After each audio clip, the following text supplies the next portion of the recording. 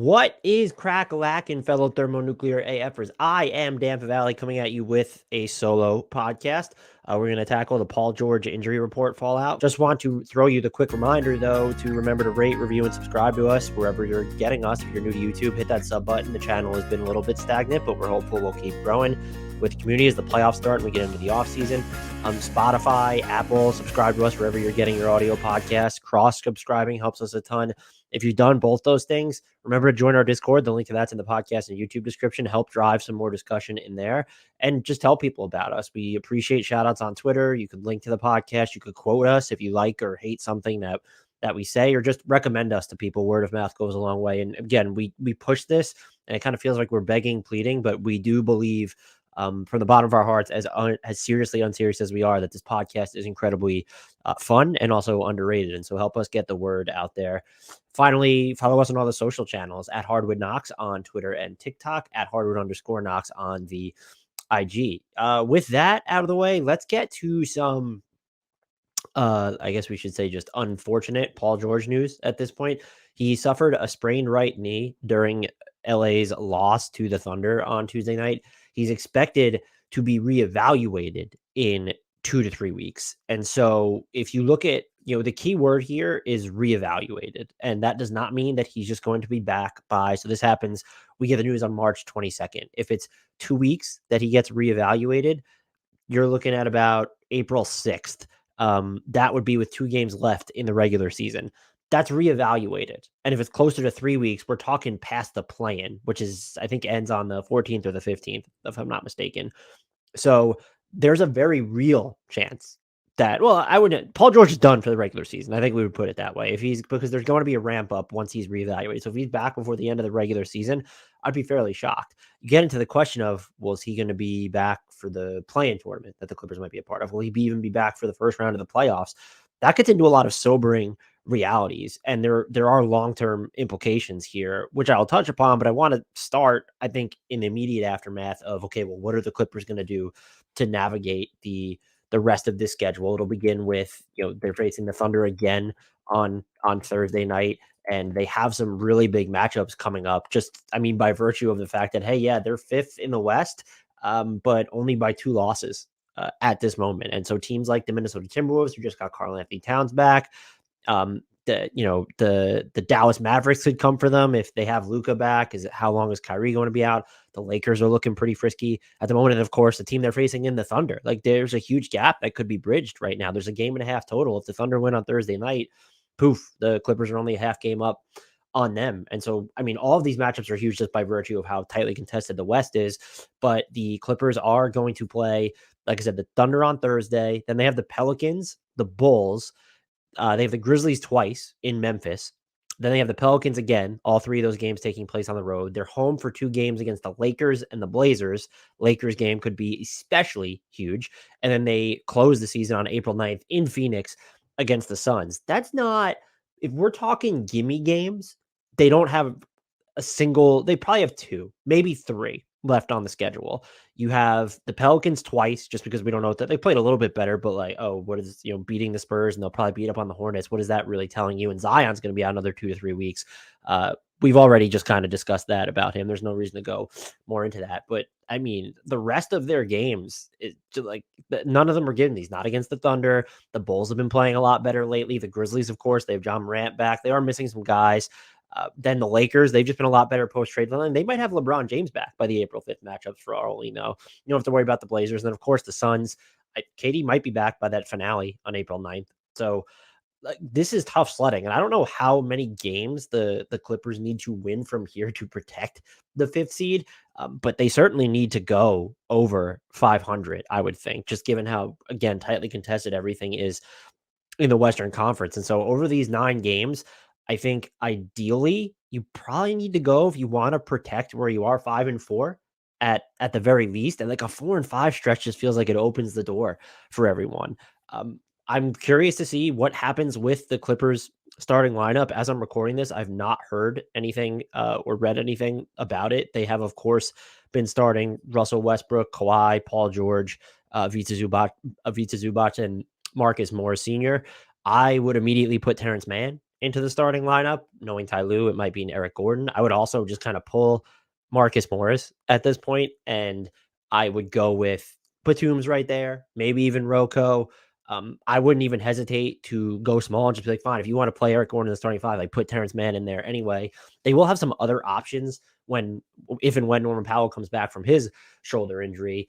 I worry as a result of this Paul George injury that they're going to rely too much on Marcus Morris Sr. and even Russell Westbrook to an extent, who's been, yeah, the rim pressure has been good for LA. Like they've really settled in. You talk about, look, this team has been up and down all season, and like it's so weird just because you have this instance where it looks like they're crescendoing, leading into the trade deadline, and they still kind of just like really futz and fiddle with stuff there. But then they're going to go on another stretch where they're winning 4 in 5 games or whatever it's been at this point. It looks like things are really starting to come together. They've won 5 of their last 7 games, so it looks like things are starting to come together. The Russell Westbrook, rim pressure has been a legitimately big deal for them. Turnovers are still maddening. You don't want to rely on him more than you already do as a scorer. He's been, I would say, under control in the sense like not really looking to elevate his own scoring.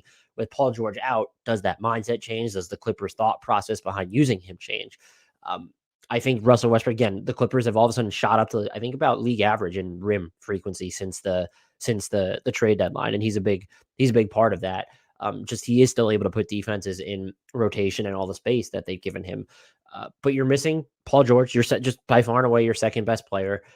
Been averaging since his 25 games, basically 25 points and over 5 assists. Been hitting almost 36% of his threes, some of which are pretty tough looks, and he takes a lot of them now. And the Clippers have been, their 3-point volume has dropped in the aftermath of the trade deadline. I think a few things there, a function of what the roster looks like without Luke Kennard, a function of Norman Powell being injured, but then like sort of a function of their lineups. And so now you take away Paul George, and if we're excluding Bones Highland, who hasn't even played in 75 minutes for the Clippers, LA is currently without its 3 top or highest volume 3-point shooters per 36 minutes. Paul George, 7.9 attempts per 36, leads the team among rotation players. Norman Powell is second at 6.9, and then Kennard, who was gone, was third at 6.6. And after that, it's Nick Batum, Rocco, Eric Gordon. And they're all still over 6 attempts per 36 minutes, so there is that. But that is something that you're going to need to consider, is even as Paul George, he's at over 37% for the season. As his volume sometimes goes up, you're going to see that wax and wane. You lose the shot creation, you lose the secondary passing, you lose the secondary, or you lose the shot, like just the overall shot making, whether he's going to be on or off the ball, and what he does to defense is there. You're also going to lose his defense. And I think when you look at the makeup of this roster, that might actually be the bigger problem. And we don't have, the Kawhi without Paul George sample size. We don't entire games worth. We don't have a ton of them. There's been 6 this season, and the Clippers are 4-2 during those stretches, which is, it's promising. But when you look at the Paul George, the Kawhi minutes without Paul George, since the trade deadline specifically, so no Wall, Jackson, or Kennard in those lineups, the Clippers are minus 2.5 points per 100 possessions, and the defense is ranked in the 7th percentile. A lot of those minutes have come with Zubats and Morris. That puts a lot on Leonard's shoulders, and we've seen a ton of Eric Gordon in those minutes. He hasn't looked great defensively this season. We've seen some of Norman Powell in those minutes. We're not talking about any huge sample sizes. It's only 506 possessions in total since the trade deadline. And the most used lineup is logged 106 possessions. It's basically Terrence Mann. It's not basically. It's Terrence Mann and Nick Batum with Leonard, Morris, and Zubats. And that lineup's actually been good defensively, has struggled to generate offense, which kind of makes sense because, yes, Terrence Mann's going to give you rim pressure and just some secondary ball handling. Nick Batum is super crafty. Marcus Morris thinks he's a shot creator, but like Kawhi Leonard's the only tried and true from scratch, like go get a bucket type of player in that lineup. And he's also just the one that you're going to trust the most from 3-point range, and someone who really can get him up or from the perimeter when you're just looking at jump shooting, and someone who's going to get jump shots up in volume. So it's a mild concern for the offense, but you do have Eric Gordon. He's just going to camp on those wing threes from above the break, and that'll help continue to maximize your spacing, and that will open crevices for Kawhi Leonard, for Norman Powell's rim pressure when he comes back healthy, for Terrence Mann if you're going to play more, and yes, for Russell Westbrook, and I guess in the eyes of Marcus Morris Sr., I'm immediately just more concerned about the defense. And I guess that's sort of a weird place to be, but because the Clippers have been like they've shown that they have this level of like really when it matters, they've shown that they have been able to lock down. And but I just look at some of the lineups that they've needed to run without Paul George, and it becomes an issue when you're looking at, okay, yes, we have Kawhi Leonard still, but the trickle down effect of who has to defend who in those situations. And as it stands, the Clippers are hovering around the bottom 7 in points allowed per possession since the trade deadline, which is, again, you brought in Eric Gordon, you brought in Mason Plumlee. Bones Highland hasn't played enough for it to matter, but you brought in Bones Highland, then you brought in Russell Westbrook, who's been probably, I said this in the Lakers, sometimes this season better defensively than you would expect, but far from just sort of this world beater there. And you have like the reliability that you get from Paul George and Kawhi Leonard was a big part of helping you survive on defense. Uh, you're probably going to give up. They were already giving up a ton of threes during the stretch. You might be giving up more with Paul George sort of out of the equation. They have struggled at times with their rim protection. Paul George's absence isn't going to impact that. Although in theory, if you put their defense in rotation more often, you're going to make it harder for them to protect the rim. And I don't read too much into their 3-point shooting defense since the trade deadline. It's 17th, about so like closer to league average, but it just inherently your life is going to get rougher on the perimeter. And I think that without question, to me, looking at both sides of the ball, Terrence Mann is the most important player in the absence of Paul George. But my question is, will he be viewed as the most important player? My hunch is that he will be, even if he's not, and this might be dated information, but now, even if he's not starting, I think he ends up being that player. So do I think the Clippers are going to go 5-4 here? I honestly don't know. I just, let's just say they're going to beat the Pelicans twice. It's spread out enough, and those games for the Pelicans really aren't going to matter since they won't have Zion. They'll beat the Pelicans twice, and they'll beat the Blazers. Let's just assume that's 3 wins there. Can they get 2 wins against the Thunder on Thursday or the Bulls on the 27th? 2 sets against the Grizzlies, then the Lakers, and then the Suns. Yeah, I'll. I don't know. I honestly don't know. Part of me wants to say yes, but this roster has just been a complete failure, from not a complete failure, but the season's been a failure and it's been so up and down. You have to just like, and just even the post All Star break has been maddening for them. They lost 5 straight. A lot of them, I think all of them might have been close games, followed by a 4-game winning streak. Then they lose 2 of 3. And now you have this huge Paul George injury. And 2 of those 3 losses, by the way, and especially the Oklahoma City one, came down to the absolute wire. And I inherently don't know what to make of this team as a result still. I think that they are in a better position to navigate Paul George's absence than they were at the start of the post All-Star break, but it also feels like they might be in a worse position than before the All-Star break, just because I think you needed to get rid of John Wall and Reggie Jackson, but you also kind of already knew what you had of them. And there was a lot of, okay, well, this just isn't working. And there really hasn't been, I guess, enough of that for the Clippers to read too much into certain things where it's, okay, well, should Westbrook be closing these games without Paul George on the floor? You could counter that by saying Ty Lue was never going to quit Marcus Morris anyway. So that's not something that he's had a sample size of. That's not something he was going to get away from to begin with. So at best, though, I would say that the Clippers they didn't help themselves, I don't think, post All-Star, post trade deadline, like to navigate this absence. I don't think they're significantly better off. And if Paul George isn't going to come back by the end of the play-in, and which the Clippers could theoretically be in. I mean, maybe they won't. There's like they're in 5th. Like they should be able to or they could be able to hold on to that spot. But if they're in the play-in and he's just not ready by them, I don't know how good you feel looking at the teams that should be in the play-in. I think the top 10 we see in the West right now is how it's going to settle. So you have the Lakers, the Mavericks, the Thunder, the Timberwolves, the Warriors, and the Clippers. Those 10 through 5 spots. I think I don't know if that's the order, but those are the teams. I don't think anyone's going to catch. I mean, the Clippers only half game behind Phoenix technically, so that game is really big. But you just look at that 5-team pack, and whoever the Clippers need to face, whether they need to win twice or just win once, I don't know that you can feel confident in saying without Paul George that they would make it out of there. I'm not even going to hazard to predict it because this Western Conference is just pure, utter anarchy mixed with a ton of mediocrity, mixed with a ton of questions, cut with a ton of super high ceilings that are also blended in with a bunch of potential rock bottoms when you look at how much some of the could be powerhouses or should be really good teams have struggled. I don't know.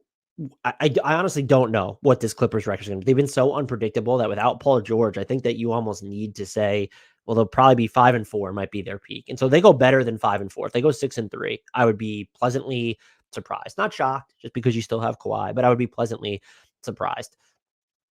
The long-term implications here are could be wild because you have to look at it a few ways. Does this give the Clippers cover if things invariably go wrong in the playoffs because it's, Paul George wasn't playing or he wasn't playing up to snuff and you're just saying, it's just another season that we've kind of lost or been derailed by injuries.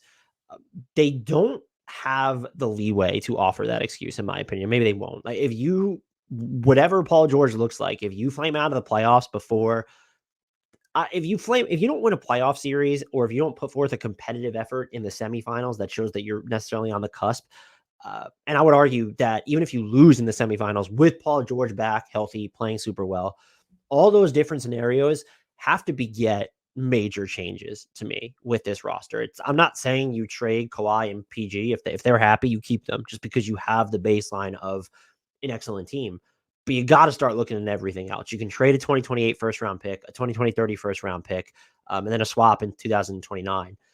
So you have some equity to attach to what are digestible contracts when you look at the expiring deal of Marcus Morris Sr.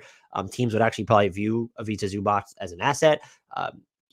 Robert Covington. So you have contracts that can be moved to bring back sizable salaries. And you even, let's throw Terrence Mann in here. I'm not saying they should trade all of these in one deal. I want to make that clear. But with the assets they have, they should be able to get in the sweepstakes for, I don't know that they're going to outbid many people, but they should be able to make semi-significant changes. And it's not going to be okay if Brandon Ingram comes on the market, just as an example. I don't know that they would actually want him. Well, that would be, talk about stockpiling all the wings, Ingram, Kawhi, and PG-13. If he comes on the market, they're not going to outbid anyone for Brandon Ingram. But a player of and I'm not saying they have to throw all their chips in here, but a player of a different caliber, just I don't even know what name springs to mind because I haven't thought enough of the offseason landscape. I think so much of it is going to be shaped by how the playoffs end to begin with. So, but you can go in and get I don't even know. Is it I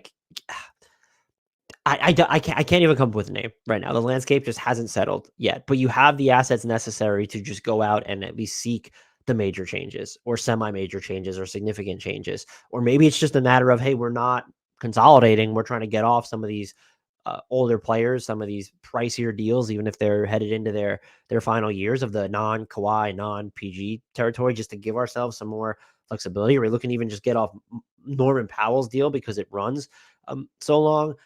Again, I don't think that you're going to be able to get into a Mikal Bridges discussion if he becomes available, though maybe you are. You talk about there were 4 first-round picks on the table for him. If you come over the top with Terrence Mann and 2 firsts that are off into the future, that might actually beat that offer. And so maybe that level of player, an OG Anunoby level of player. I don't even think that you necessarily need OG because you have Kawhi, MPG, and ditto for Mikal Bridges, but I think he gives you just a lot more ball handling than if you were just to get another sort of complimentary wing. Could you get in a sign and trade sweepstakes for Fred VanVleet? That hard caps you, so probably not. But at Fred VanVleet caliber of player, if he's going to become available, and there will always be players that just suddenly become available that we can't necessarily spot at this moment. They could definitely get into a DeMar DeRozan sweepstakes. I don't know if they would actually want to.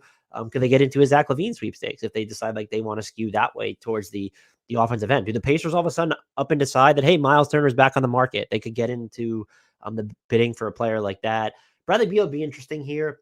He has a no trade clause, so that would theoretically give them enough. Is that someone who's a great fit? Again, I haven't given this a ton of thought, but I have thought about, well, if this Clippers season, everyone's thought about it. If it ends prematurely or in an unflattering fashion, what are they supposed to do? And now, yes, you could in theory have this built-in excuse of, look, another injury, it kind of derailed us. It's just not going to fly anymore because now injuries are just ingrained into your DNA, even if they're not chronic. And you've been so all over the place, even at full strength / close to full strength, that you can't really bide your time anymore and bank on this core to get you over the top. Anything short of just I'm gonna, and I might even be setting the bar too low, but anything short of a riveting as hell semifinals trip, like you really need to be looking at some seismic changes. And look, I think there were people that would probably say if you don't make the conference finals and you're not like putting up a huge fight there, that you should just go and look at making major alterations to the roster. So we'll have to wait and see what happens there. Immediately, though, I don't have a ton of faith in what's going to happen without Paul George and whether he comes back or not. How much of a ramp up period does he need? What does he look like?